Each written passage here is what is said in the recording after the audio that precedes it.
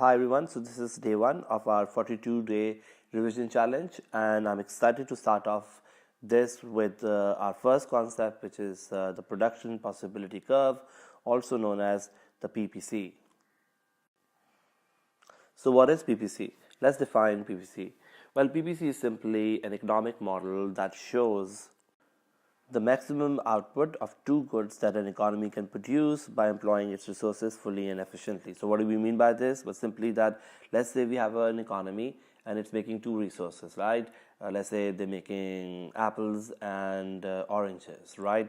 And let's assume that they employ all their factors of production, your land, your capital, your labor, your enterprise, fully and efficiently.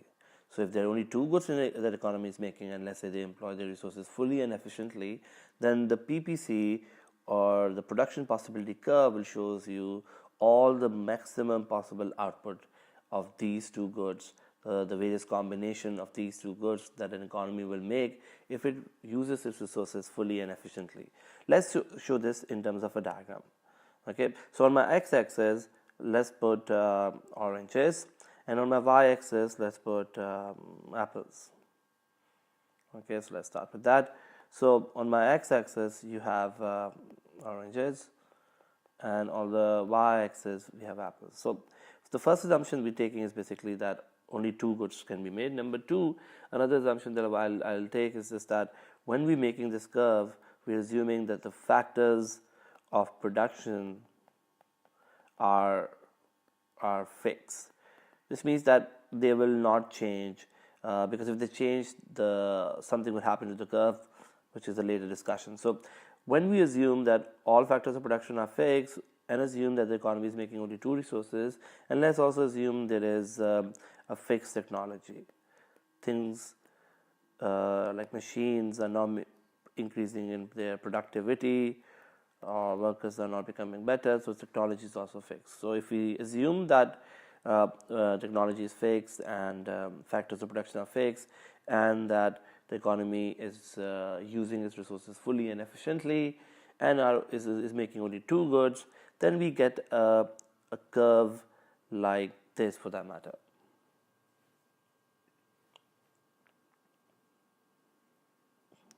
Okay, we'll talk about the shape in a little while, but what is more important to see is that we are assuming that if an economy is, let's say, on this curve, let's say the economy is at point A, right?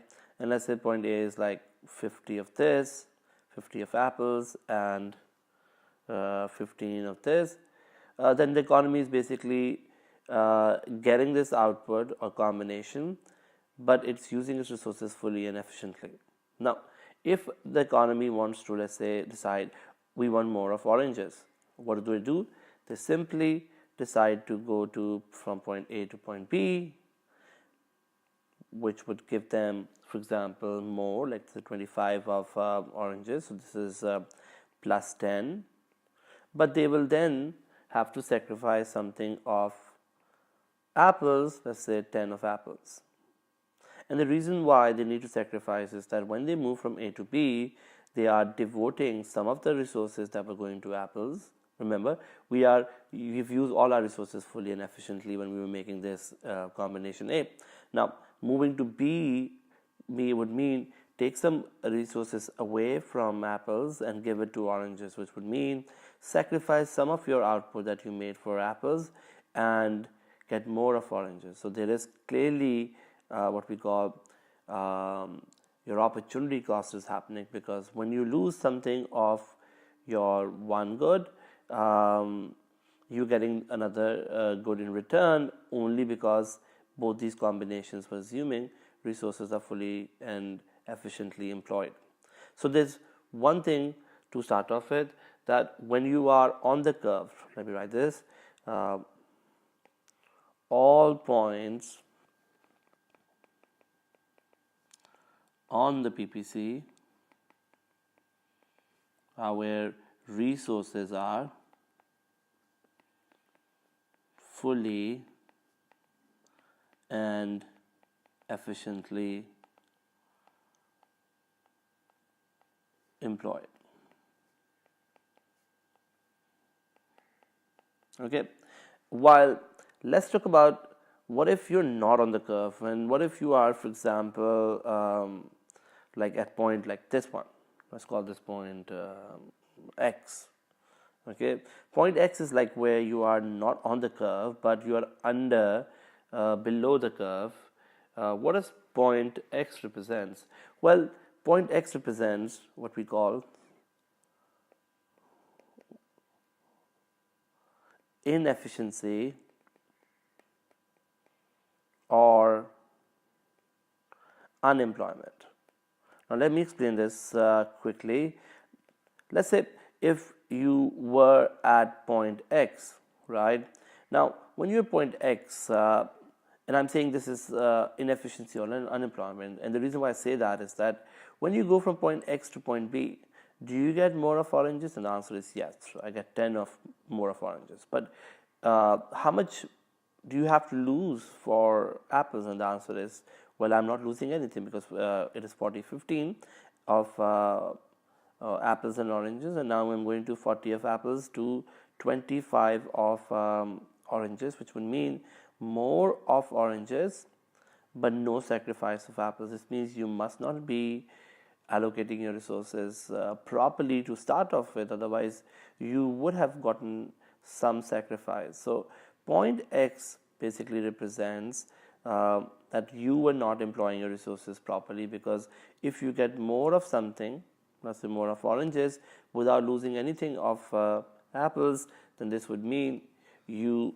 had some unemployed resources which you were not properly utilized before, or not utilized before, and now you're using them better. The last concept that we want to talk about on the PPC is basically, what about all the points which are not on the curve? Let's say all the points which are here, like for example, let's take a point like I don't know, let's call it Y, which is beyond the curve. Any point which is beyond the curve means what? Well, it means that you, even by utilizing your resources fully and efficiently, was unable to attain this point. If all the points on the curve shows you kind of like full employment, shows you your productive potential because you're using your resources fully and efficiently, and then you get these resources, then all the points which are not on the curve, let's say point Y, would be one where we say this, that it is an unattainable combination. With your given resources, with your given unattainable combination. Yeah. So with your given resources and with your given technology, you can't be at point Y. It is like unattainable. But tomorrow, let's say, if you become better, you might go to Y. But right now, you are stuck at this yellow line, which is your production possibility frontier or production possibility curve. So what is PPC? In short, it shows you the productive potential of an economy, right? It shows you, given your resources are fully and efficiently employed, right, productive potential. If your resources are fully and efficiently employed, how much of two goods that we can get, and whenever we are getting more of one good to less of another, we are making a sacrifice. And the reason why we make a sacrifice is because all resources are fully employed. So when you when you want more of one good, you have to give up something of the other by diverting resources from one production to another. Okay, and all points not on the curve but under the curve shows you inefficiency and unemployment, while all points to the right, which is beyond the curve, shows you unattainable combinations, which given with the given resources and technology cannot be attained. Now let's talk about how the PPC shows us the concept of scarcity, choice, and opportunity cost. So what is scarcity? Scarcity is simply unlimited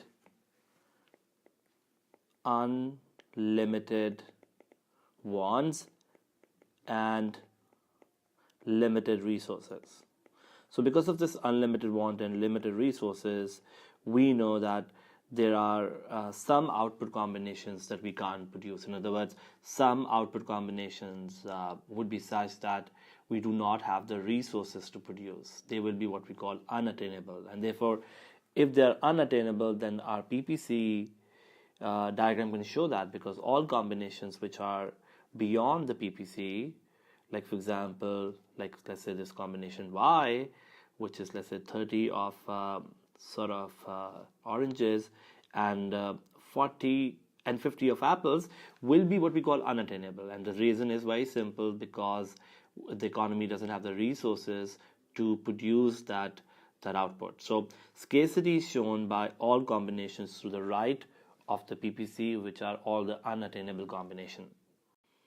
Scarcity then leads to what we call choice. Because we can't produce off all goods, we need to make a choice. For example, if I'm going from A to B, I'm making a choice, which is that rather than 50 of apples and 15 of oranges, I want now 40 of apples and 25 of oranges. So choice can be shown by the weighted combination on the PPC.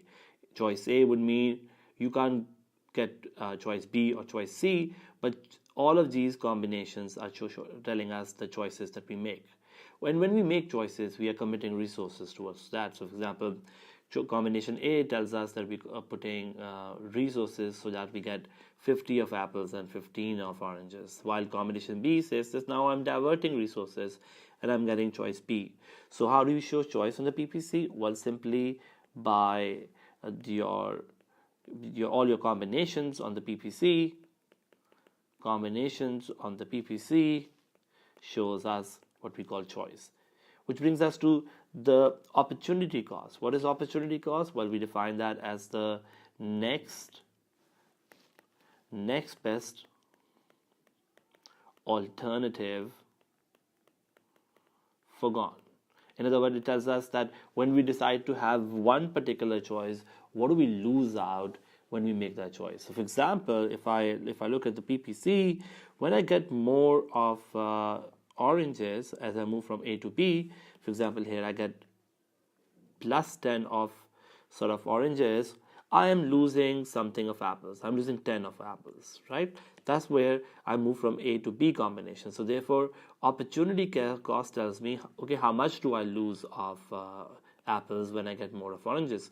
And for that, our opportunity cost would be basically the slope of this curve. Why? Because slope by definition is your change in y over change in x, which in this case would be change in how much do I lose of apples, change in apples, because apples is on my y-axis. So change in, let me write this, apples over change in oranges in our case, because that's how our y and x-axis are. So which is minus 10 over plus 10 when I go from A to B, which means minus 1. So minus 10 over plus 10, this is plus 10, sorry for that, plus 10. So minus 1 would be my opportunity cost, which means that when I go from A to B, every time I get 1 of orange, I lose 1 of apple, because that's minus 1. And that would mean this is opportunity cost of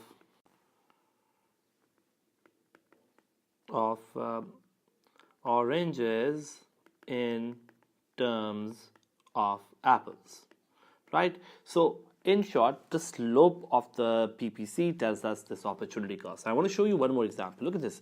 When I go from B to C, I'm getting how much of oranges, and the answer is plus 5. And how much I'm losing of apples, and the answer is minus 10. So the slope from B to C is going to be minus 10. Let me write this. Slope would be minus 10 over plus 5, which means now I'm losing, for every time I choose one orange, I'm losing 2 of apples. So the opportunity cost is in this case going up, but basically the slope tells us the opportunity cost. So just a quick recap: scarcity is shown by all the combinations beyond the PPC. Choice is shown by all the combinations on the PPC, A versus B versus C. And opportunity cost, which is the next best alternative forgone, is shown by the slope of the PPC, which tells us the sacrifice of what we make for more of one good in terms of less of another. Let's talk about economic growth. So how does PPC shows us economic growth? So what is economic growth? Economic growth is simply a rise in productive potential. So if there's a rise in productive potential, we will see economic growth to happen. And why will productive potential go up? And the answer is this, that if there is any sort of improvement in the quality or your quantity of factors of production. So any improvement in the quality or quantity of factors of production will lead to this economic growth. Which means that if your inputs become better or you have more of inputs, then suddenly you can produce more. And producing more would mean, let's say, for example, previously if I was making 50 of, for example, apples and 15 of oranges, and I was at combination A, economic growth would mean I can produce now more of both goods. For example, something like this would happen. The PPC will shift outward. So economic growth will be shown by a shift of the PPC to the right. So in fact, any shift of the PPC to the right would mean now we are not assuming A, technology being fixed, because like if the technology goes up, technology rises, we would see PPCs to shift, right? Similarly, we are changing our assumption about factors of production being fixed, because now if the factors of production improves in terms of its quality or quantity, then also your PPC is shifting to the right. Another thing that we need to talk about is that what can make the PPC shift to the left. Like if there's any decrease in the quality or quantity of factors of production, PPC will shift to the left. For example, let's say there is an earthquake in a country, or there is a natural calamity, and suddenly the factors of production, let's say 50% of your land gets destroyed because of, let's say, floods. And that would mean basically your productive potential will fall, which means PPC will shift backward. Right? So anytime there's an improvement in factors of production, PPC will shift to the right. Anytime there is a decrease in factors of production, PPC will shift to the left. Sometimes we see this kind of a curve in our exam. Now, this is what we call a pivotal shift. For example, if this was how your PPC was, and suddenly PPC shift to the right, where only the increase is seen in oranges and no increase is seen in apples. For example, previously if you're making, let's say, 50 and 15, for the same 50, for example, let's say if I tell you now you can get, let's say, 50, then you are looking at an improvement in one good only. So this can only happen if there is an improvement, if the productive possibility or productive potential goes up for only one kind of a good. This will result in a pivotal shift, and it means that only those factors of production relevant to the production of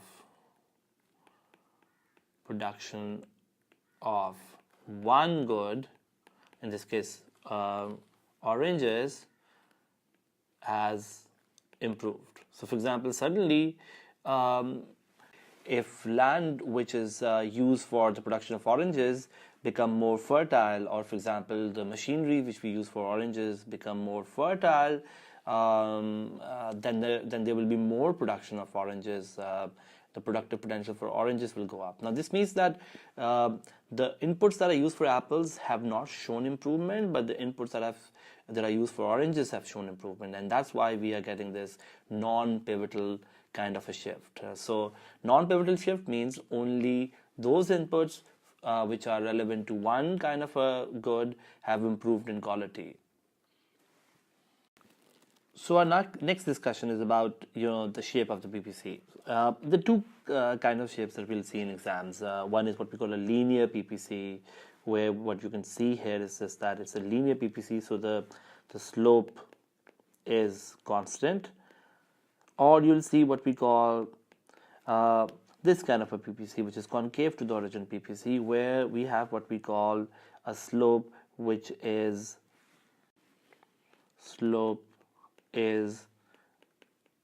rising. So there is a linear PPC with a constant slope, and there is a PPC which is concave to the origin, which is rising. Now I'm going to show you why. Because for example, if this is 50 and this is, let's say, 10, and if I go to 40, right, then this value might be, let's say, 15, and then let's say I go to another minus 10 to, like, say, 30, then I would get the same kind of an increase here in terms of oranges, like 20. So look at this. The slope is, when I look at this graph, let's say if I go from A to B, minus 10 is here and then plus 5 is here. So the slope would be change in y over change in x, or minus 10 over plus 5, which means the slope is minus 2.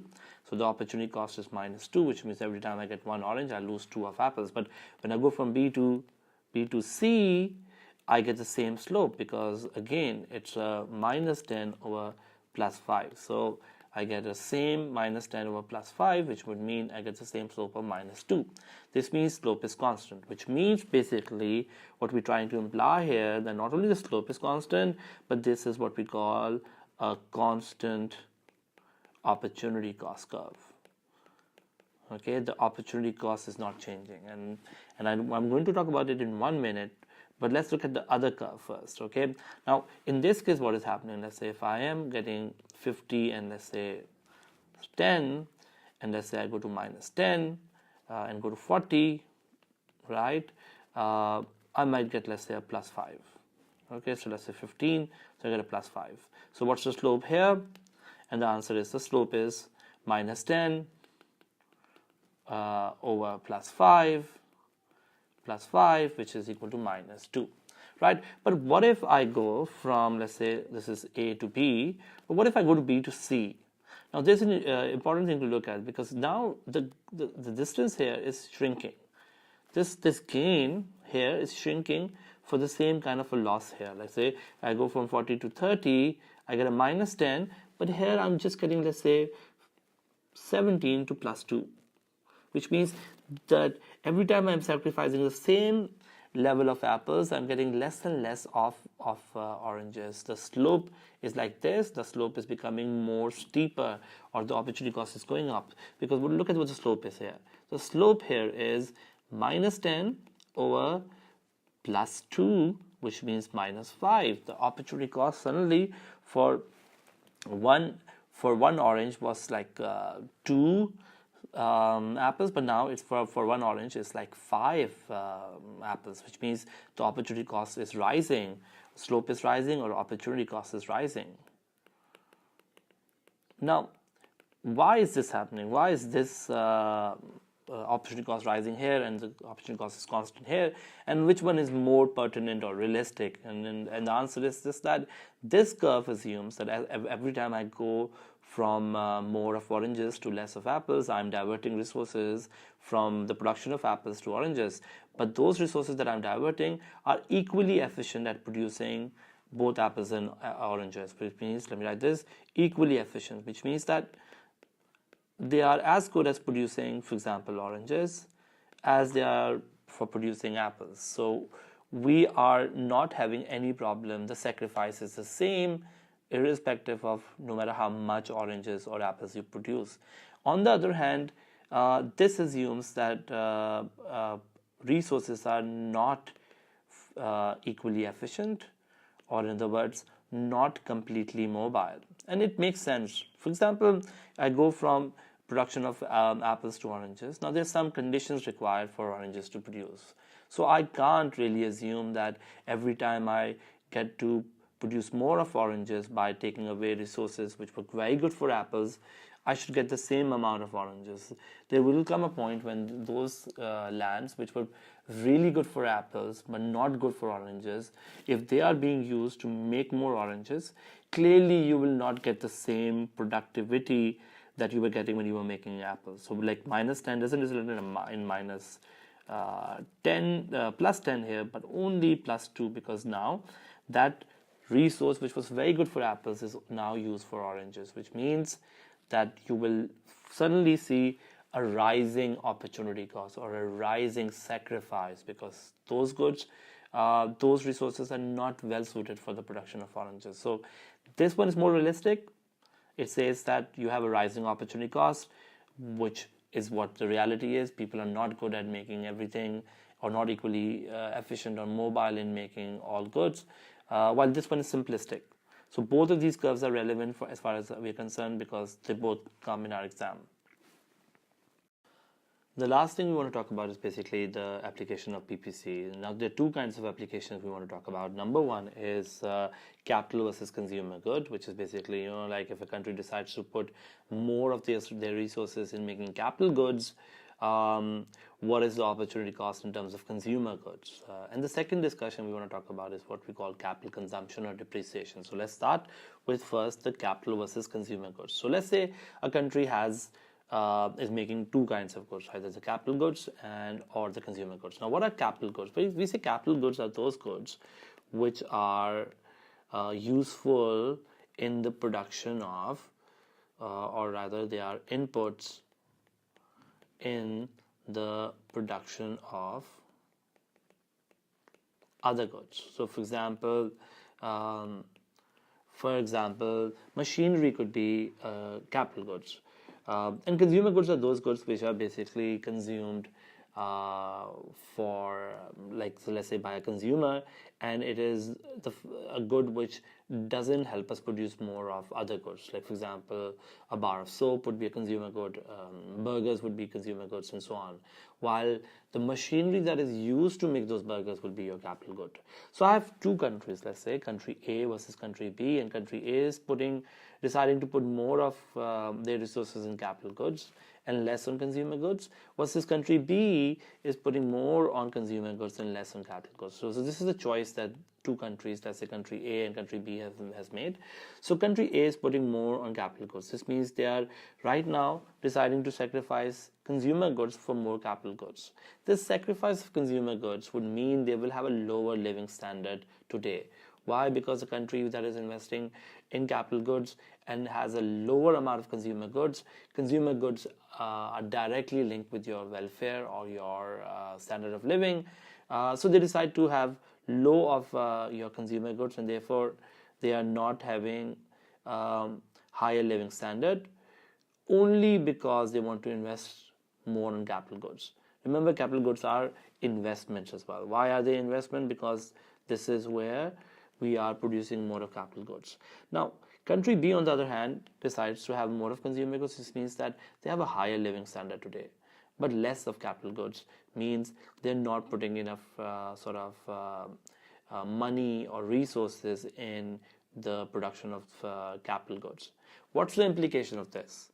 And the answer is, the implication of this is that country A might achieve economic growth, because remember, economic growth is improvement in the quality or quantity of factors of production. So country A might go to, let's say, A dash, while country B, on the other hand, may achieve lower economic growth to, for example, B dash. What we're trying to say is that there is a trade-off.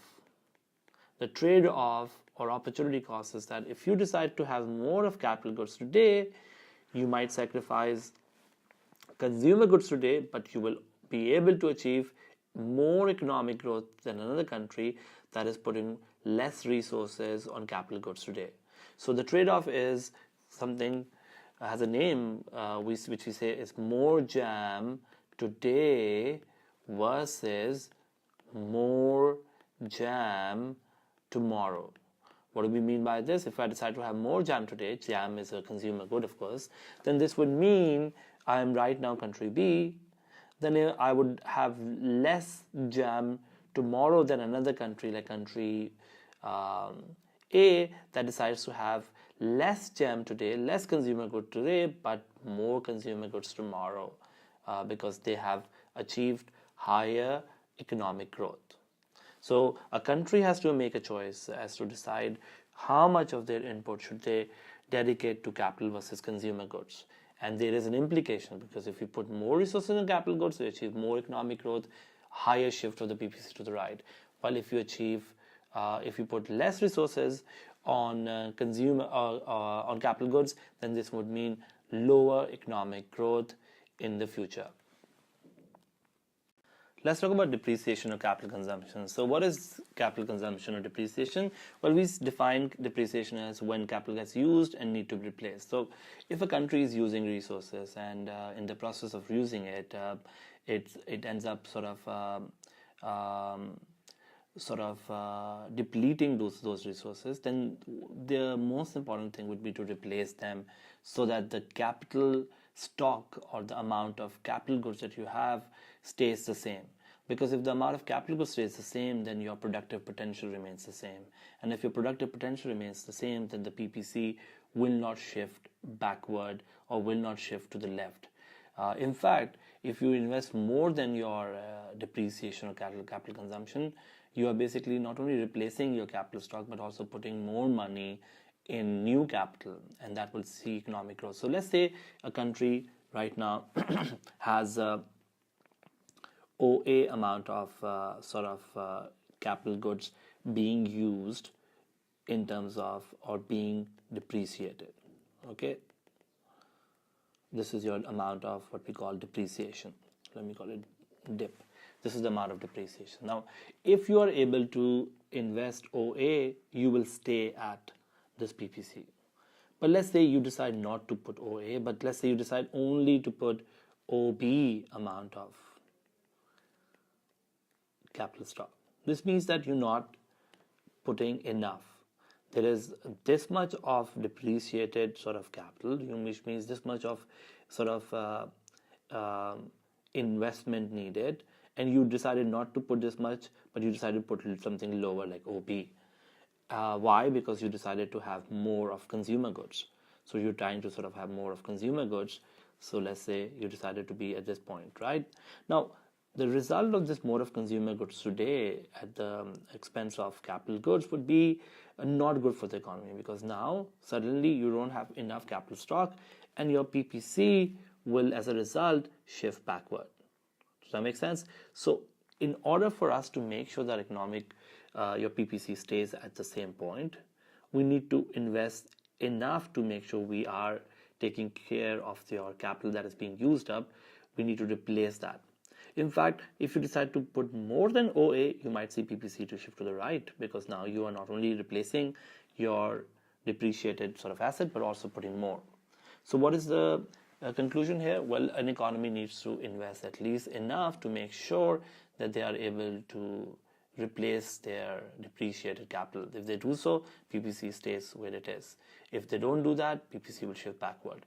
Or if they invest more than the depreciated amount, let's call it let's say C, then you will be able to actually see PPC to shift to the right, because you are increasing the inputs or increasing the productive potential or increasing the quantity of your factors of production.